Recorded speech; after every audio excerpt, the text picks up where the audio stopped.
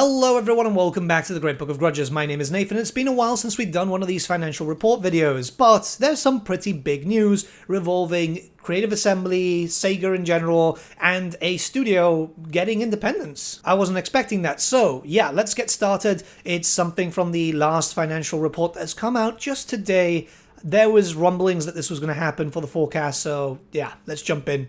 Before we jump into the Total War stuff, there has been some pretty big news for Amplitude Studios. These are the people behind HUMANKIND. They have found their way to get independence from SEGA. A management buyout has happened, which means that they are now completely free of the grasps. Good luck to them, honestly. I did like HUMANKIND, it was fairly decent. It was another one of those civilization type games which many people have been doing recently. It's very odd. But yeah, I mean, it went pretty well, but the sales were probably not what SEGA wanted. Same thing with pretty much everything that was going on with SEGA in the past year and a half. So definitely good luck to them, and hopefully they can enjoy their newfound freedom. Now we're going to talk about some financials. Keep in mind, I am not a financial expert in any way, shape or form, but if you're much more knowledgeable on the financial aspect of stuff, please leave your expertise in the comments below. I really do appreciate it. But yeah, the results here are showing, if you look on the left-hand side, ordinary income, there is more losses than profit at the moment. Well, last year it's being hit with a lot of losses. You can see a lot of extraordinary losses for the full results in the year. It seems they performed a little bit better when it came to this current year for the full year forecast. Right now it's not great because obviously the year hasn't been done yet. Their financial year will be going on until the 31st of March 2025, so there's still time for them to kind of bring back stuff, but it's not going to be a great year either way. That will also affect, you know, CA and pretty much everyone else that SEGA hasn't sold or destroyed at the moment.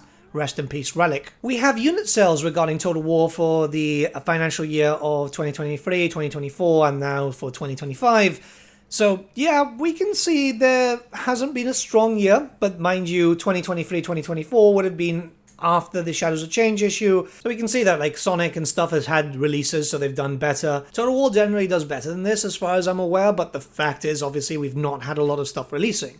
Between the Shadows of Change shit show, then there was Pharaoh really just not selling, and then finally just no DLCs coming out. It's been a bit tough. Thrones of Decay did probably do a big chunk of the renewal here, but yeah, they're not releasing anything, so they're just not going to have high sales numbers in terms of unit sales. So SEGA's plans for recovery and regrowth of the European side is as follows. Amplitude Studios is going independent. Through this, SEGA have realized that a business structure that focuses on strengths through selection and concentration, so focusing on stuff that actually sells, like for example a Total War series, they recorded a 5.9 billion yen loss on business restructuring as extraordinary losses. Okay, so that was all the layoffs that were hitting everyone. It wasn't just hitting CA, by the way, it was just most of the concentration was at CA.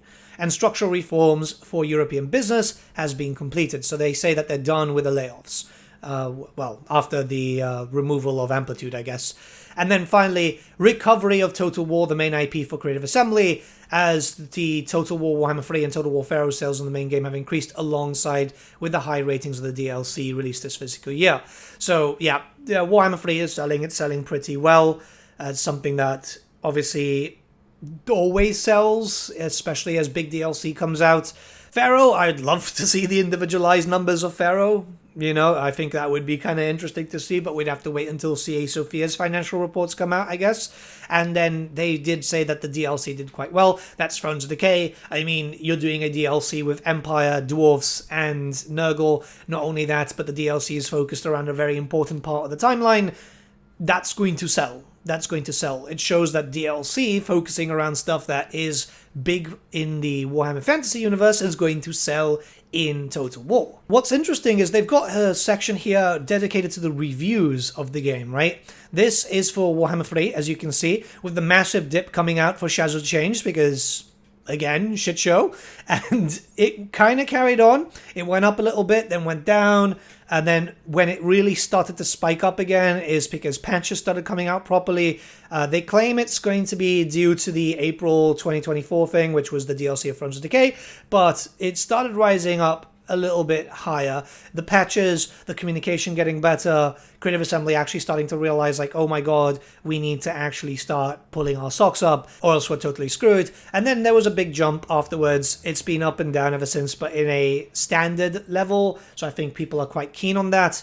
Obviously, there has been some negative reviews. I think there was something that happened recently, but I'm not 100% too sure. But they're looking at strengthening the communication with the user community. Okay, yeah, Creative Assembly has been doing pretty strong comms lately.